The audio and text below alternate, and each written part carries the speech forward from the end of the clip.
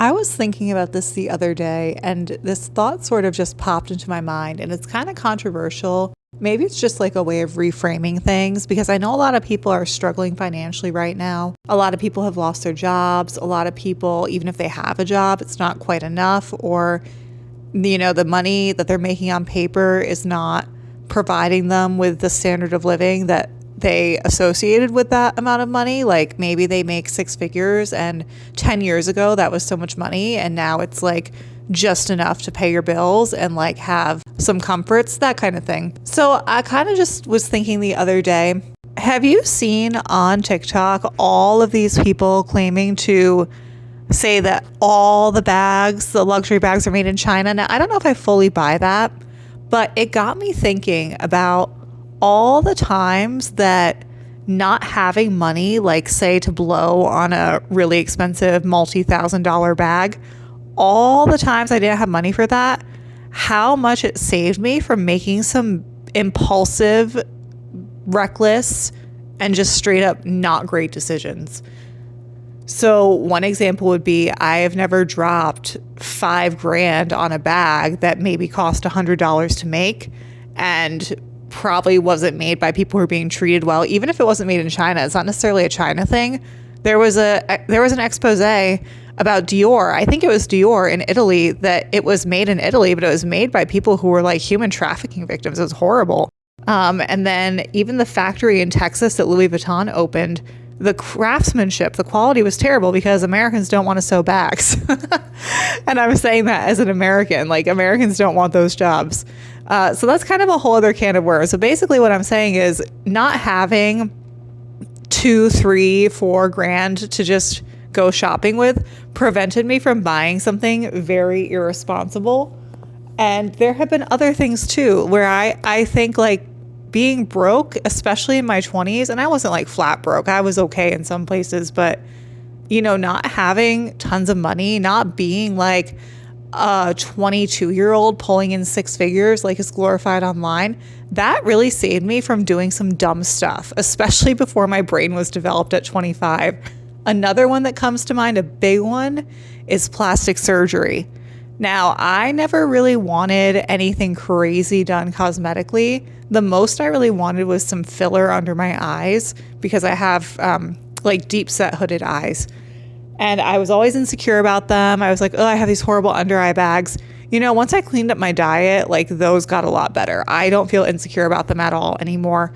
I use a little brightener in the corner. I use a little in the inner corner. I use a little concealer in the outer corner, and I am good to go.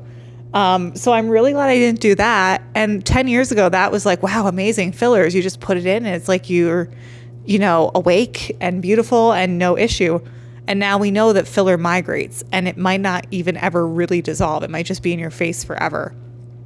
So that was one example. Those are two examples actually of things that I feel like being broke really prevented me from making a dumb decision. I just think there's sort of like a time and a place for everything. It also taught me how to cook. Like I couldn't go out and order any single food that I wanted. I've had to learn how to cook. I know how to make nigiri. I know how to make basically like sesame chicken if I wanted to, or sesame shrimp. Like I know how to make the sauce coating for that, and I can control the healthiness of it.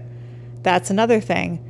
There've got to be more, but I'm just wondering, like, has anyone else ever had this thought? Like, I couldn't cover my body in like 20 grand of tattoos at a young age because it was trendy. I couldn't invest in crypto. Talk about, I don't know. I couldn't like put all my money into like Bitcoin and then like panic and sell it off when it dropped to rock bottom. Like I know crypto is like kind of like up and down, but like prudent advice is not to put all your money and your life savings into crypto, like a currency that's backed up by nothing.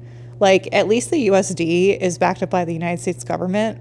Like the yen is backed up by the Japanese government, so on. Crypto's backed up by nothing. And I'm not saying like don't do it, but some people literally rushed and put all of their money into crypto when it was at its peak. And I don't know if they've recovered or if they would have been better off just doing something more traditional, more standard. So those are some of my examples of things I'm really glad I just like never did. Recently, I had the thought maybe I should start like a drop shipping business from China. but I was going to hire someone who would help me with it and like sort of consult me. Really glad I didn't do that because the tariffs would have kicked in and it would have been kind of an investment for me to set this up. Like I would have had to save up money to get this off the ground. Really glad I didn't do that. Really glad. It's almost like some sort of divine intervention, right? Like God or whoever you believe in, like God or Jesus is saying like, maybe don't do that. And they're preventing me from being able to do those things. And it's sort of like all in due time. Like there's a reason for every season. It's really hard to see when you're going through it. I mean, I had to work a lot for a long time. I still work more than like a full-time job and it can be very, very tiring. But I also know that I'm a lot more prudent than other people and I understand the value of things more than other people. It's also forced me to learn how to be creative. So in one of my previous videos, I mentioned that I used to work at Sephora and, you know, it was a retail job. It was fine. It was definitely one of like the better retail jobs I've had, but I got to learn how to do my makeup. I got to learn about products. I got to learn about skincare. I got to try a lot of things. And now I have this knowledge that has come with me. And of course I can still do my makeup and I sort of know like what products are worth it, what isn't, like what ingredients to look for, what brands I want and like what I can do. And I also learned that like you really don't need to do everything. Like I personally do not need like a glittery neon eyeshadow palette. I just don't. I know what looks good on me and what I'm likely to use. And that's like half the battle with makeup, especially if you're just starting out. Like I had this access and I had friends who were makeup artists who could tell me what to do and make suggestions and say that looks good. Or if you put a little of this here and maybe try this, it was going to help. So again, if I hadn't been somewhat financially disadvantaged, I wouldn't have taken that on as my part-time job and I wouldn't have gained that knowledge. So I guess I'm just trying to offer like, I don't know, a different perspective. Like, I wonder if other people have ever thought this. Like, have you ever like looked back at a time in your life and thought, wow, being broke really saved myself? Oh my God, the other one I want to talk about is Coachella. I used to dream about going to Coachella. I remember interning in college and it was the most boring internship in the world. Like, I was like stuck at a desk and like, they didn't have anything for me to do except for like the occasional really annoying task, like, I don't know, hanging up a frame perfectly straight or like, you know, like just really dumb stuff that wasn't very valuable. And it was just like not ideal. And so I would just like sit at this desk and I would like read up on like, this is at the time that Greece was going through one of its many crises. So I was like all up on the news in Greece and everything because I had literally nothing to do. This internship, I was like, I had just learned about Coachella and I was like, wow, I would love to go to Coachella. That's such a dream. Like I saw like the celebrity version, right? This was pre-TikTok. This was like, oh my God, it was like 10 years ago now. So it was like 10 years ago. And all I see is, wow, it's this amazing festival in Los Angeles. And they have these amazing tents and, you know, California. I've never been to California. And like, that's so incredible. Fire Festival is another one. Like I didn't have money to go to Coachella. And had I gone when I was that young, like, I don't know, it would have been very unpleasant. I'm not a camping person. I know people who would do that and probably enjoy it, wouldn't mind the camping, but yeah, not for me. And I see all this coming out. I'm like, wow, good job not going to that. I went to some like local music festivals that were smaller, you know, like the Lollapalooza type places, Governor's Ball in New York, like all those kinds of things. Those are great. Like you don't have to camp, you go, they're well organized, they're spaced out. Like those are fun. When you have to camp or when it's overcrowded, that's when it gets really scary in my opinion. So I'm really glad that I didn't have the money to go to Coachella. Yeah, or Fire Festival or anything like that. Like sometimes people get scammed. Sometimes when people have a lot of money, they just get scammed.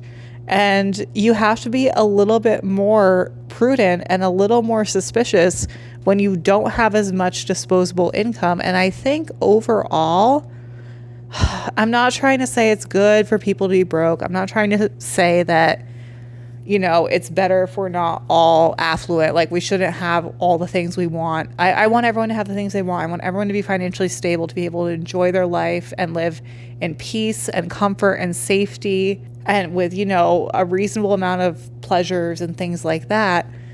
But at the same time, I'm trying to offer maybe, I guess, a little silver lining, because I sort of started keeping score of these things, all the times that not having that much extra money really in the long run came back to be a good thing.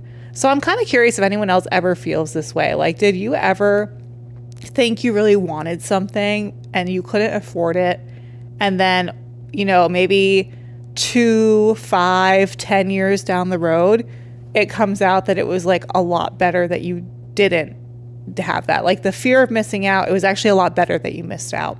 I'm kind of curious. I don't see people talking about this, but it just sort of popped through my head. And I've sort of like joked about it in the past, especially with like the fillers and plastic surgery. But yeah, let me know. Thanks so much. Bye.